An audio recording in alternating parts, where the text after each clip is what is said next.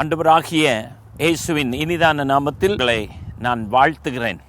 இன்றைய நாளின் நம்முடைய செய்திக்கு ஆதாரமாக 91ஆம் சங்கீதம் 14 முதல் 16 வசனங்களை நாம் தியானிப்போம். வேத வசனம் மாறாததாக இருக்கிறது. வேத வசனம் நேற்றும் இன்றும் என்றும் அது மாறாததாக இருக்கிறது. வானமும் பூமியும் ஒழிந்து போனாலும் என்னுடைய வாயின் வார்த்தைகள் ஒருபோதும் ஒழிந்து போகிறது இல்லை என்று ஆண்டவர் சொல்லியிருக்கிறார். இந்த சங்கீதம் ஒரு ஆசீர்வாதமான வார்த்தைகள் அடங்கிய சங்கீதமாக இருக்கிறது. வாக்குத்தத்தங்கள் நிறைந்த ஒரு சங்கீதமாய் இருக்கிறது. இந்த சங்கீதத்தில் நாம் இவ்விதமாய் வாசிக்கிறோம். அவன் என்னிடத்தில் வாஞ்சையாய் இருக்கிறபடியால் நான் அவனை விடுவிப்பேன் என்று ஆண்டவர் சொல்லியிருக்கிறார். அருமையான தேவனுடைய பிள்ளைகளே, இந்த நாளிலே வாஞ்சையோடு நீங்கள் வந்திருக்கிறீர்கள், விருப்பத்தோடு வந்திருக்கிறீர்கள், அவரை நோக்கி பார்க்கும்படியாய் வந்திருக்கிறீர்கள். மெய்யாகவே உண்மையாகவே நீங்கள் அவரை நோக்கி பார்த்து பிரகாசம் அடைவீர்கள். உங்கள் முகங்கள் வெட்கப்படவில்லை.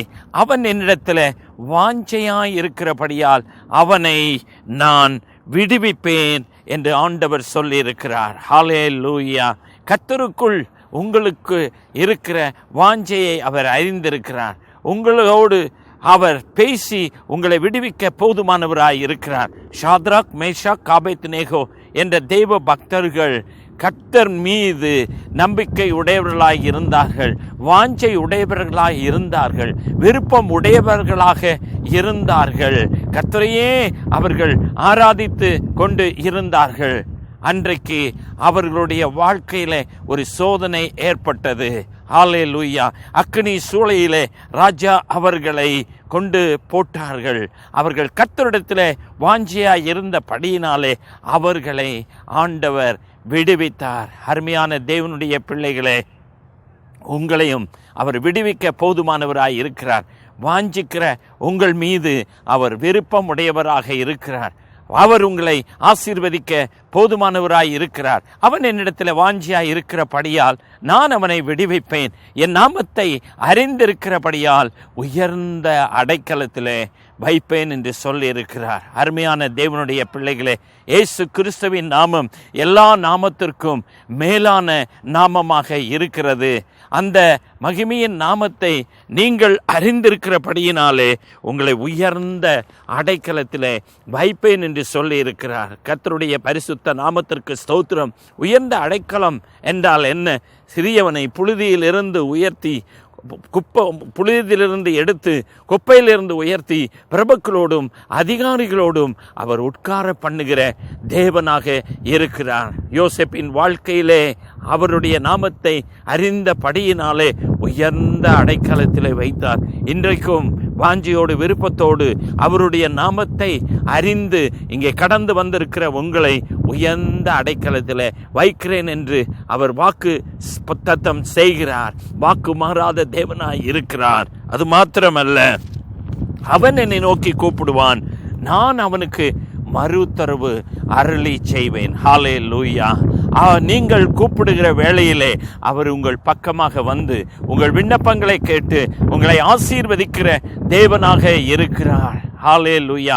உங்கள் விண்ணப்பங்களை அவர் அறிந்திருக்கிற தேவனாக இருக்கிறார். அவன் என்னை நோக்கி கூப்பிடுவான், ஆபத்தில் அவன் என்னை நோக்கி கூப்பிடுவான், நான் அவனுக்கு மறு உத்தரவு அருளி செய்வேன். ஆபத்தில் நானே அவனோடு இருந்து அவனை தப்புவித்து அவனை கனப்படுத்துவேன் என்று சொல்லியிருக்கிறார். ஆபத்தில் அவர் உங்களோடு கூட இருப்பார்.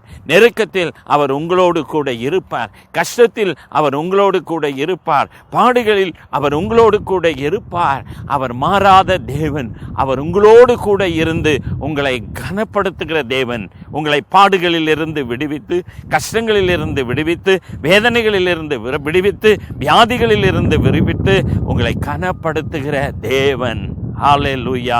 அவர் மாறாத தேவனாக இருக்கிறார். அது மாத்திரமல்ல, நீடித்த நாட்களால் அவனை திருப்தியாக்கி என் ரட்சிப்பை அவனுக்கு காண்பிப்பேன் என்று சொல்லியிருக்கிறார். அருமையான தேவனுடைய பிள்ளைகளே, என் ஜீவனுள்ள நாளெல்லாம் நன்மையும் கிருபையும் என்னை தொடரும். நான் கர்த்தருடைய வீட்டிலே நீடித்த நாட்களாய் நிலைத்திருப்பேன் என்று தாவீது சொல்லி இருக்கிறார். ஹல்லேலூயா. விருட்சத்தின் நாட்களைப் போல என் ஜனத்தின் நாட்கள் இருக்கும். நான் தெரிந்து கொண்டவர்கள் என் கையின் கிரியைகளை நெடுநாளாய் அனுபவிப்பார்கள். அருமையான தேவனுடைய பிள்ளைகளை, உங்களுடைய வாழ்க்கையில் அவர் நன்மை செய்கிறது மாத்திரமல்ல, விடுவிக்கிறது மாத்திரமல்ல, அவர் ஆசீர்வதிக்கிறது மாத்திரமல்ல, நீடித்த நாட்களால் உங்களை திருப்தியாக்குவேன், என் ரட்சிப்பை அவனுக்கு காண்பிப்பேன் என்று சொல்லியிருக்கிறார். ரட்சிப்பை காண்பிக்கிறது என்றால் உங்களை அவர் விடுவிக்கிற தேவனாக இருக்கிறார். அருமையான தேவனுடைய பிள்ளைகளே, இன்றைய நாளிலே தேவ சமூகத்திலே வாஞ்சியோடு விருப்பத்தோடு தாகத்தோடு வந்திருக்கிற உங்களை அவர் விடுவிக்கிறேன், உங்களை உயர்ந்த அடைக்கலத்தில் வைக்கிறேன் என்று சொல்லி இருக்கிறார். அவர் மாறாத தேவன்.